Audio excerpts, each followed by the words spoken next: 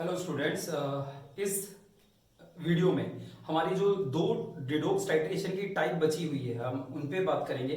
आइडीमेट्रिक और आयोडोमेट्रिक टाइट्रेशन।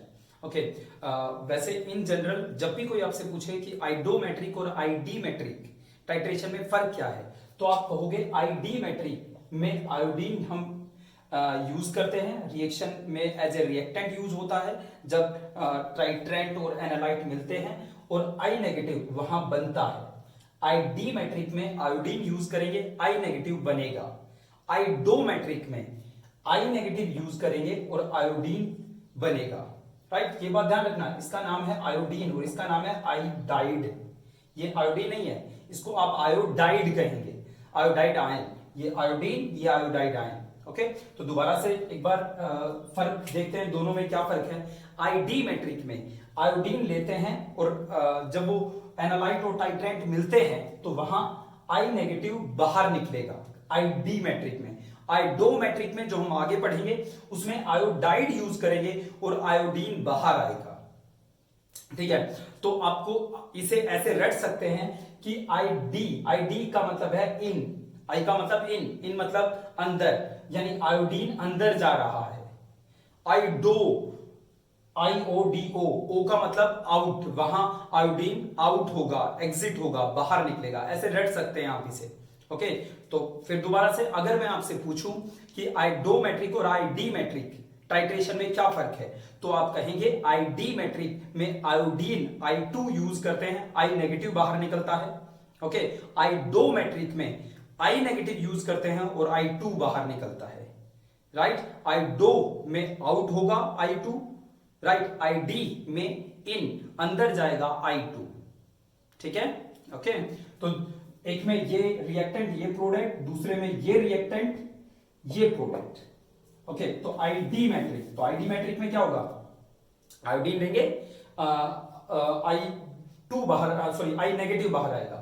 देखिए, तो एक बार दोबारा से, जैसा कि आप जानते हैं टाइट्रेशन क्या है। एक टाइट्रेंट होता है, एक एनालाइट होता है। इसकी कंसंट्रेशन हमें पता करनी होती है, इसकी कंसंट्रेशन हमें पता होती है।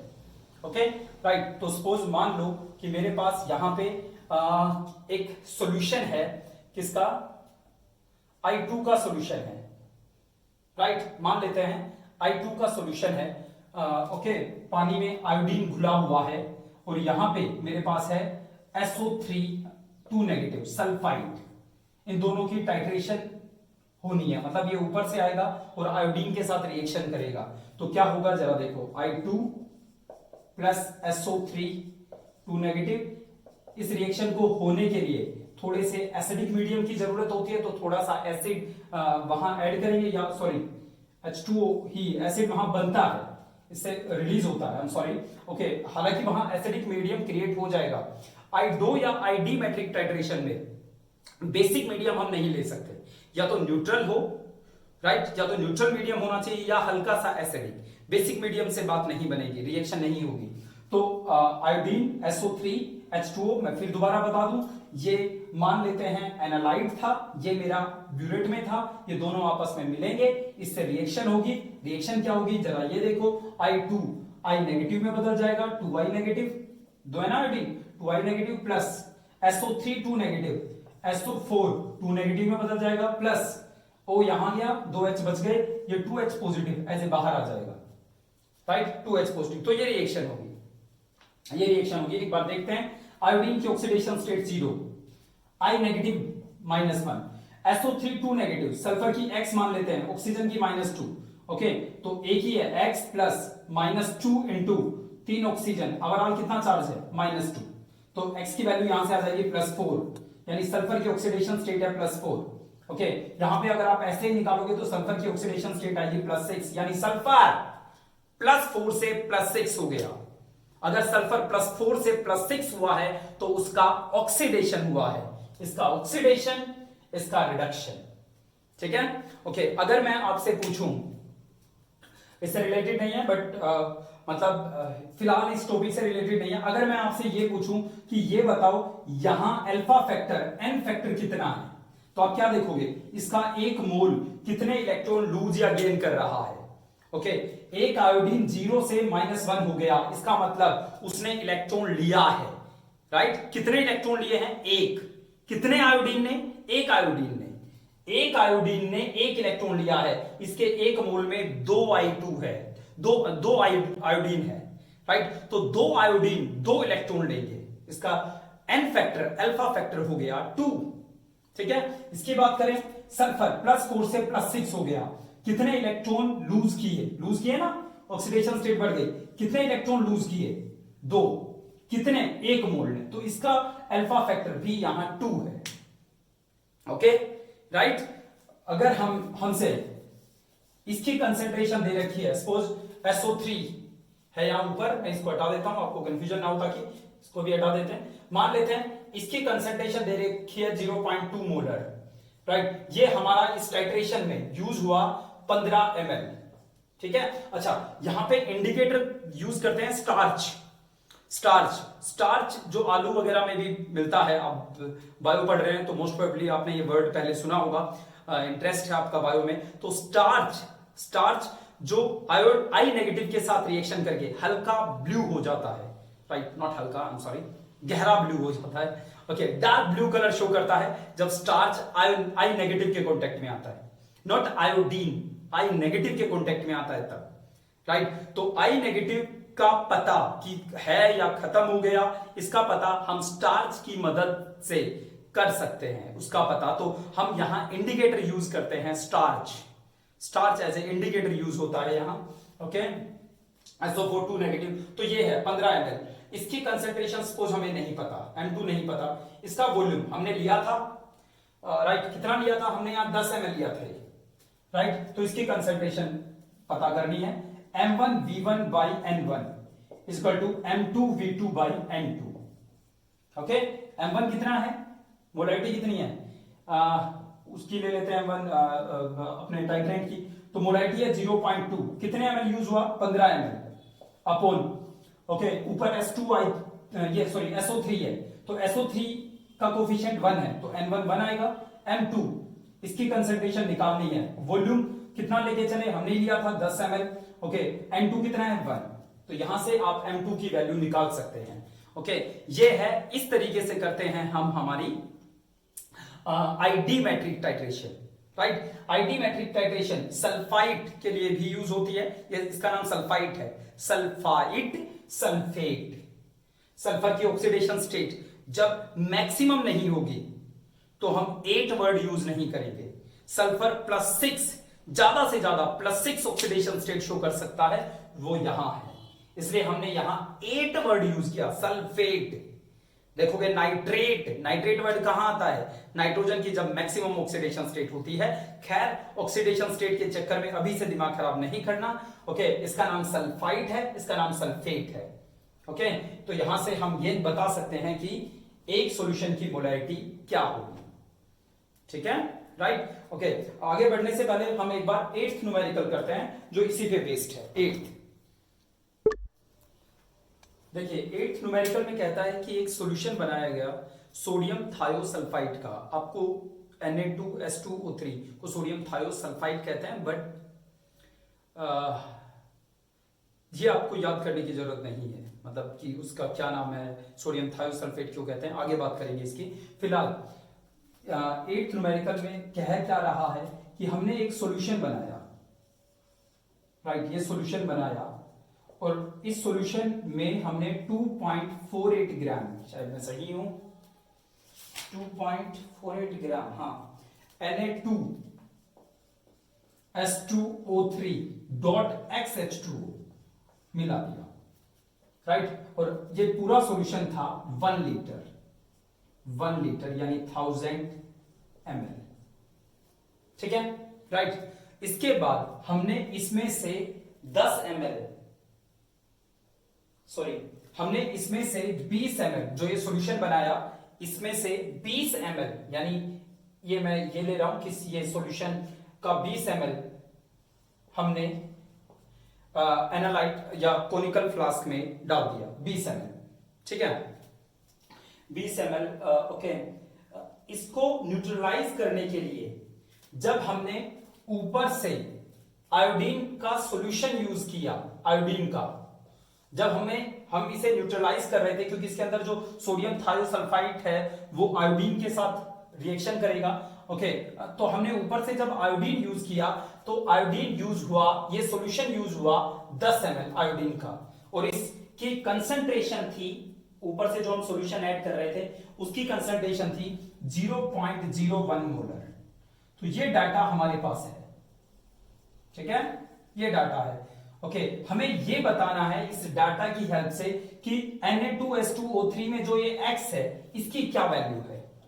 Okay, right. ओके, अब न्यूमेरिकल मैं दोबारा से रिपीट कर देता हूं, क्या कह रहा है न्यूमेरिकल में। वो कह रहा है कि हमारे पास एक हमने सॉल्यूशन बनाया Na2H2O3 का, right, .XH2O। Okay, 1 litre solution बनाया और उस 1 लीटर सॉल्यूशन में इतने ग्राम हमने सोडियम थायोसल्फाइड घोला है, राइट। इस सॉल्यूशन का 10 ml निकाला, राइट, आई एम सॉरी, इस सॉल्यूशन का 20 ml निकाला और उसकी टाइट्रेशन करवाई आयोडीन सॉल्यूशन के साथ। उस टाइट्रेशन में हमने पाया कि उस आयोडीन सॉल्यूशन के 10 ml वॉल्यूम की जरूरत पड़ी इस पूरे सॉल्यूशन को न्यूट्रलाइज करने में, जिसमें सोडियम थायोसल्फाइड है और जो ये आयोडीन का सॉल्यूशन है इसकी कंसंट्रेशन है 0.01 मोलर। हमें यह बताना है कि इस X की क्या वैल्यू है, ठीक है, राइट, हमें ये बताना है। चलिए सबसे पहले हम अपनी रिएक्शन लिखते हैं जो कि कुछ इस तरह से है।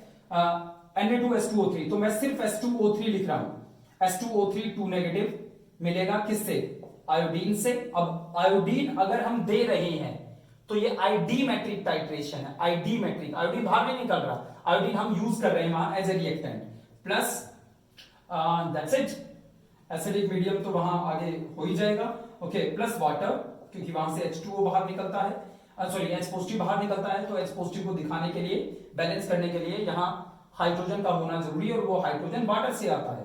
ओके, तो यहां से बनता है tetrathiocyanate, I am sorry tetrathiosulphate, S4O8 2 negative, या S4O6 2 negative plus I negative plus H positive, ये रिएक्शन होती है S4O6 2 नेगेटिव, ये टेट्राथायोनेट जो यहां बनता है उसका फॉर्मूला है ये। ओके, चलिए कुछ नहीं है इसमें, अगर आप इसे बैलेंस करेंगे तो यहां ट्वाइस होगा, दैट्स इट, I नेगेटिव 2 में बनेंगे। ये कुछ भी नहीं है, हमें सिर्फ इस हिस्से की जरूरत है रिएक्टेंट की, ताकि M1V1/N1 M2V2/N2 लगा सके। ओके, देखिए हम यहां M1, इसको M1 मान लेते हैं, M1 इसकी मोलैरिटी कितनी है, इसकी मोलैरिटी ही हमें निकालनी है, तो M1 हमें निकालना है, मान लिया। V1 इसका कितना वॉल्यूम यूज हुआ 20 ml, N1 2 कोफिशिएंट 2 है इक्वल टू इसका कोफिशिएंट 1 है, M2 0.01 into 0.01 into what, V1 10 ml upon 1, तो यहां से ये 10 आ जाएगा, यहां से M1 10 से 10 कैंसिल, यहां से M1 की वैल्यू आ जाएगी 0.01 मोलर। ओके, तो मैं इसको हटा रहा हूं, आई होप इतना मैथमेटिक्स तो हमें आता ही है। M1 आ गया 0.01 मोलर, मतलब मेरे थायोसल्फाइड की जो कंसंट्रेशन है, Na2H2O3 की जो कंसंट्रेशन है वो 0.01 मोलर है। ओके, अब हम X तक पहुंचेंगे, देखो कैसे। मोलैरिटी आ गई, इसको हटा रहा हूं 0.01, इस सॉल्यूशन की मुझे मोलैरिटी पता लग गई, जो याद रखो जो उस 20 ml की मोलैरिटी होगी वही इस पूरे सॉल्यूशन की मोलैरिटी होगी। ऐसा नहीं है कि 20 ml लिया है तो इसकी मोलैरिटी अलग होगी, बिल्कुल नहीं। सॉल्यूशन करते टाइम मैंने आपसे बताया भी था, एक कप चाय जब हम बनाते हैं तो चीनी का अमाउंट एक घूंट में और पूरे कप में, कंसेंट्रेशन सॉरी अमाउंट तो अलग अलग होगा घूंट में और कप में, बट अगर हम पर लीटर देखें या मिठास की बात करें, हमने वहां मिठास की बात की थी, एक घूंट में और उस पूरे कप में मिठास बराबर रहती है। तो कंसंट्रेशन चाहे इसकी बात करें, चाहे वो 20 ml था या वो 1 लीटर था, जितनी कंसंट्रेशन इसकी उतनी कंसंट्रेशन इसकी, राइट। तो इसकी कंसंट्रेशन आ गई 0.01 मोलर, तो ये कंसंट्रेशन आ गई 0.01 मोलर। मोलैरिटी का फॉर्मूला होता है number of moles upon volume, number of moles का फॉर्मूला होता है weight upon molecular mass into volume, right, into 1000। Molarity कितनी है, मोलैरिटी आई 0.01, वेट कितना लिया था हमने इसको बनाते टाइम 2.48, मोलिकुलर मास देखो कितना है, सोडियम का 23 होता है, 2 सोडियम है 46 प्लस सल्फर का 32 होता है, 2 सल्फर है 64 प्लस ऑक्सीजन का 16 या 48 प्लस H2O का 18 होता है, बट हमारे पास कितने H2O हैं? X हैं, तो एक H2O का 18, तो X H2O का X गुना 18, तो टोटल जो मेरा मोलर मास आया इसका वो आया 46, 64, 48 प्लस X इंटू 18। अगर यहां 5 होंगे तो 5 गुना 18 90 होगा, 6 हो गए तो 108 होगा, ऐसे राइट। तो हमने मोलिकुलर मास ये देखा, तो मोलिकुलर मास आया ये आ जाएगा 110, 158, 158 प्लस X इंटू 18, ये मेरे पास मोलिकुलर मास आ गया। इंटू ये जो 2.48 है, ये कितने ml में ऐड किया था? 1000 ml इंटू 1000, ये कैंसिल राइट। 158 को इस साइड लेके जाओ, इस साइड लेके जाना पड़ेगा, कोई ऑप्शन है और दूसरा नहीं है बिल्कुल भी राइट। चलिए खैर 0.01 into 158 plus x into 18 is equal to 2.48। Okay 0.01 उस साइड गया, नीचे गया, इंटू 10⁻²बन गया ऊपर आकर, यानी 248 बन गया, ये 248। ओके करके देखना, ये इस साइड जाएगा तो बन जाएगा 90 और x की वैल्यू आ जाएगी 5। तो ये जो x है इसकी वैल्यू 5 है यहां। देखिए बच्चों, आयोडोमेट्रिक टाइट्रेशन में आयोडीन बाहर निकलेगी, ठीक है, आयोडीन बाहर निकलेगी, तो उसे समझिए ये टाइट्रेशन हम कैसे करते हैं। क्या होता है, कोई सब्सटेंस X ले लिया हमने, अब आयोडोमेट्रिक में हम आयोडाइड देंगे, I नेगेटिव देंगे, इससे I2 बनेगा। ओके तो मान लो X नाम की कोई चीज थी, कोई भी सब्सटेंस था, उसको हमने I नेगेटिव के साथ रिएक्ट करवाया। ओके इससे X तो बन गया, मान लेते हैं X positive, no X negative, ये रिड्यूस हो गया और I नेगेटिव I2 में बदल गया, ऑक्सीडाइज हो गया, ठीक है राइट। अब अगर हम वही फॉर्मूला लगा सकते हैं M1V1 by N1 equal to M2V2 by right, but सवाल उठता है कि यहां पे कितना आयोडाइड यूज हुआ है ये हमें नहीं पता, आयोडाइड कितना कंज्यूम हुआ ये हमें नहीं पता राइट। इसके लिए हम वहां से निकलने वाले आयोडीन को, मान लो X और I नेगेटिव ने रिएक्शन की, I2 बना, इस I नेगेटिव को फर्दर रिएक्ट करवाते हैं जनरली सोडियम थायोसल्फाइड के साथ या किसी और के साथ भी करवा सकते हैं। जैसे आयोडीमेट्रिक टाइट्रेशन में आयोडीन दिया था तो वहां आयोडीन का अमाउंट देख रहे थे, अब यहां पे आयोडीन बाहर निकला, अब इस आयोडीन का अमाउंट आयोडीमेट्रिक टाइट्रेशन से चेक करेंगे। ओके और जितना यहां आयोडीन निकला उतना यहां X नेगेटिव बना है, या सॉरी मैं ये भी कह सकता हूं जितना यहां आयोडीन निकला उतना मेरा I नेगेटिव यहां रिएक्ट किया है। अगर आयोडीन ज्यादा बाहर निकल रहा है इसका मतलब I नेगेटिव ज्यादा रिएक्ट कर रहा है, I नेगेटिव ज्यादा रिएक्ट कर रहा है इसका मतलब X वहां ज्यादा है। आयोडीन थोड़ा सा बाहर निकला इसका मतलब I नेगेटिव थोड़ा सा ही I नेगेटिव रिएक्ट किया।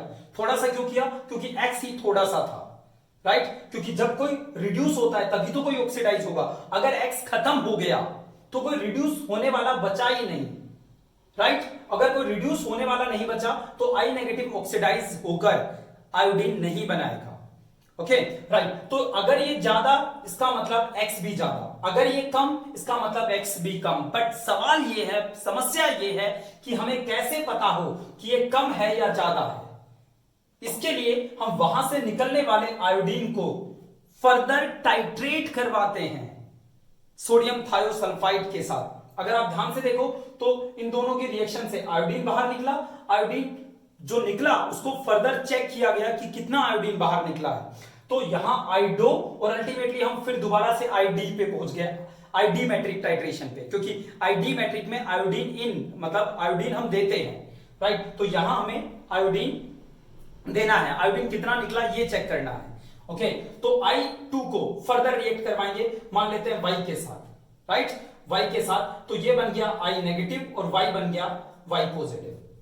ओके तो यहां से हमें ये पता लगेगा कि यहां से हमें ये पता लगेगा आयोडीन प्लस Y की रिएक्शन से ये पता लगेगा कि I2 कितना है, I2 कितना है इससे ये पता लगेगा कि I नेगेटिव कितना कंज्यूम हुआ, I नेगेटिव कितना कंज्यूम हुआ इससे पता लगेगा कि X कितना था वहां। ओके इट्स ए चेन, वहां से, क्योंकि हमें प्रॉब्लम ये थी कि आयोडीन को कैसे चेक करें, आयोडीन की टाइट्रेशन, आयोडीन कितना बना ये हम कैसे देखें। तो हमें इसे फर्दर टाइट्रेट करवाना पड़ा ये जानने के लिए कि वहां से कितना आयोडीन बाहर निकला है। ये थोड़ा सा कॉम्प्लिकेटेड है किसमें, आयोडोमेट्रिक टाइट्रेशन में, बट ये बहुत ज्यादा कॉम्प्लिकेटेड नहीं है।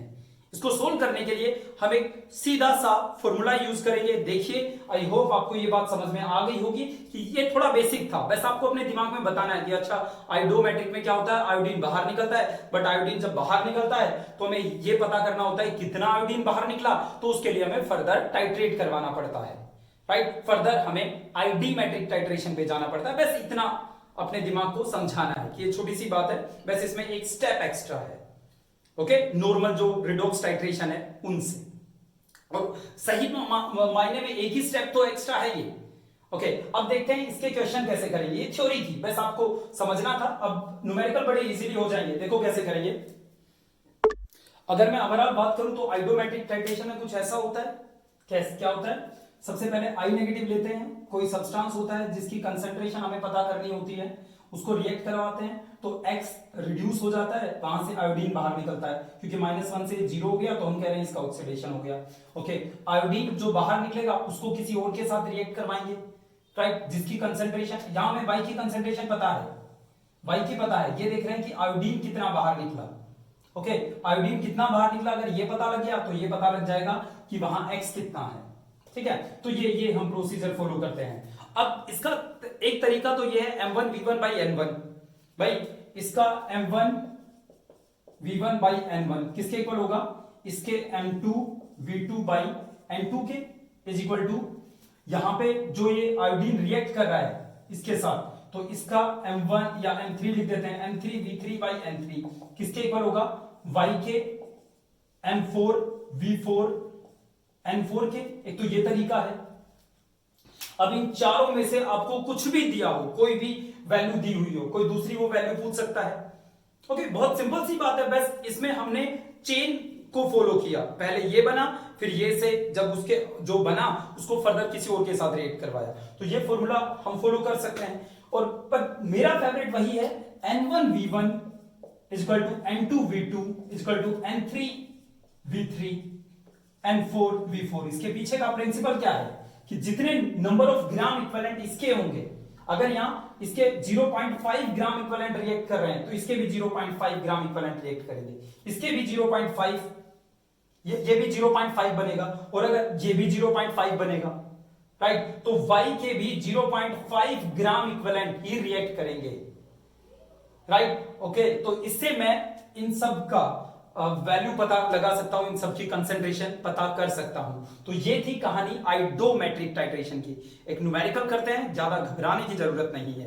बस न्यूमेरिकल देखिए, अब जो बात समझिए उसको लागू कीजिए, आपको मेरे ख्याल से बड़ी इजी लगेगी बात। देखिए 9th न्यूमेरिकल करते हैं, चलिए 9th में देखिए, ये कहता है 50 ml of an aqueous solution of H2O2 hydrogen पर ऑक्साइड, ऑक्सीजन की ऑक्सीडेशन स्टेट यहां -1 है, राइट। ये -1 क्या बताता है कि हम इसको पर ऑक्साइड कहेंगे, ऑक्साइड नहीं, ऑक्साइड होता है जब O की ऑक्सीडेशन स्टेट -2 हो, तो H2O2 हाइड्रोजन पर ऑक्साइड। ये कहता है हमने 50 ml हाइड्रोजन पर ऑक्साइड लिया, इसको एक डब्बा बना के मैं इसकी इंफॉर्मेशन को इसके नीचे वाले डब्बे में रख देता हूं। ये 50 ml लिया है भाई साहब, राइट, ये 50 ml लिया, was reacted with excess of Ki, इसको बहुत ज्यादा ले लिया, मतलब Ki ज्यादा लेने से होगा क्या, आयोडीन बहुत ज्यादा नहीं बनेगा, क्योंकि आयोडीन कब बनता है, जब ये -1 से 0 होता है, मतलब इसका ऑक्सीडेशन होता है, और ऑक्सीडेशन तभी होगा तब इसका रिडक्शन होगा, राइट। अगर ये खत्म हो गया तो आयोडीन बनना बंद हो जाएगा, तो आयोडीन का बनना H2O2 पर डिपेंड कर रहा है, राइट। अगर यही खत्म हो गया तो रिड्यूस कौन होगा, और अगर कोई रिड्यूस नहीं होगा तो ये ऑक्सीडाइज भी नहीं होगा, क्योंकि रिडक्शन और ऑक्सीडेशन एक साथ होते हैं। खैर, तो इसके एक्सेस लेने से कोई फर्क नहीं पड़ता, okay. With excess of Ki solution, इन दोनों की रिएक्शन से K2SO4 H2O और आयोडीन बाहर निकलेगा। मैंने K2SO4 और H2O को नीचे लिख दिया। फिर ये कहता है थोड़ा सल्फ्यूरिक एसिड लिया as a acid, right, H2SO4 थोड़ा लेंगे, एसिड का काम करेगा। द लिबरेटेड आयोडीन, जो वहां से आयोडीन लिबरेट हुआ, बाहर निकला, राइट, उसको न्यूट्रलाइज करने के लिए हमने Na2H2O3 लिया, वो कितना यूज हुआ? 0.1 नॉर्मल। कितने ml? 20 ml यूज हुआ है। Right. Solution for complete interaction means for complete reaction, calculate the concentration of H2O2 इन ग्राम पर लीटर, मतलब स्ट्रेंथ निकालनी है, ग्राम पर लीटर को स्ट्रेंथ कहते हैं, तो इसकी कंसंट्रेशन बतानी है इन ग्राम पर लीटर। खैर कोई बात नहीं, पहले मोलैरिटी निकाल लेते हैं या नॉर्मेलिटी निकाल लेते हैं, उसके बाद हम ग्राम पर लीटर भी निकालेंगे। तो हम वही बात फॉलो करते हैं, N1V1 इक्वल टू N2V2, जितने इसके ग्राम इक्विवेलेंट रिएक्ट करेंगे उतने ही इसके करेंगे।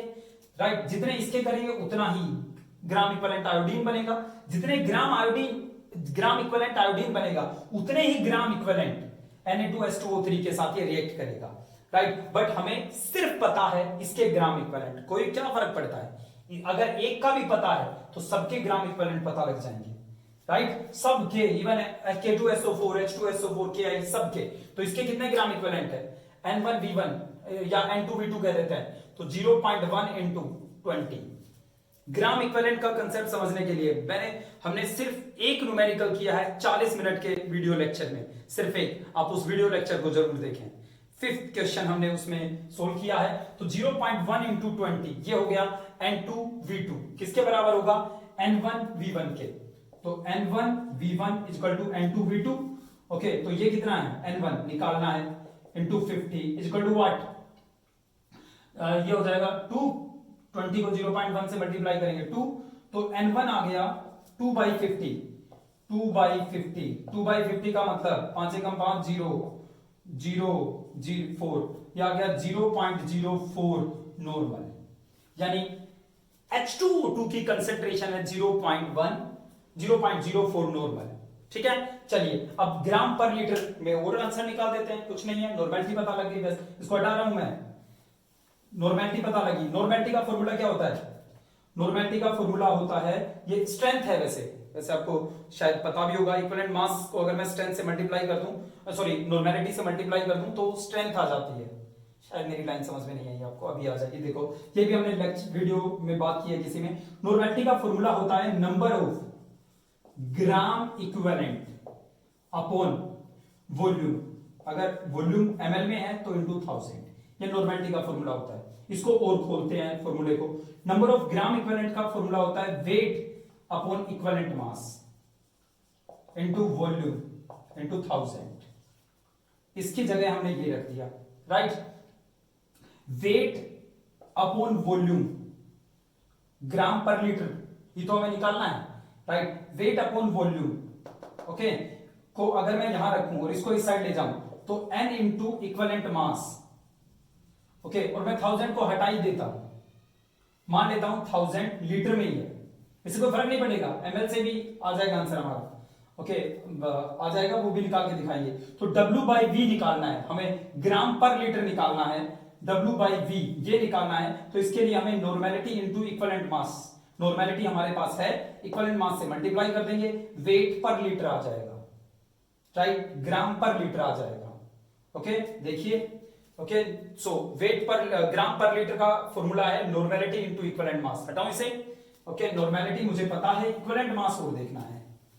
चलिए, तो ग्राम पर लीटर के लिए मुझे नॉर्मेलिटी इंटू इक्विवेलेंट मास चाहिए, वो कंफ्यूज नहीं होना, नॉर्मेलिटी है 0.04, इक्विवेलेंट मास का फॉर्मूला, इक्विवेलेंट मास का फॉर्मूला होता है molecular mass upon alpha factor या n factor. Okay, alpha factor, जितने इलेक्ट्रॉन लूज या गेन करता है एक मोल, वो इसका अल्फा फैक्टर है। देखो H2O2 -1 से, ये मैंने यहां से हटा दिया, ये H2O ये बन रहा है, ये आएगा यहां, ये -1 से -2 हो गया, ये -1 से -2 हो गया, इसका रिडक्शन हो गया, एक ऑक्सीजन एक इलेक्ट्रॉन ले रहा है, क्योंकि ऑक्सीडेशन स्टेट सिर्फ एक ही कहानी कहती है। यहां मेरे पास 2 ऑक्सीजन थे, तो दोनों तो कितने इलेक्ट्रॉन लेंगे भाई, 2 ऑक्सीजन है ना इसके एक मोल में, 2 ऑक्सीजन 2 इलेक्ट्रॉन लेंगे, तो यहां अल्फा फैक्टर है 2, मोलिकुलर मास है इसका आप देखोगे 34/2 17, तो ये आ गया इक्विवेलेंट मास 17, और आंसर आ गया 0.68 ग्राम पर लीटर, ये आंसर है।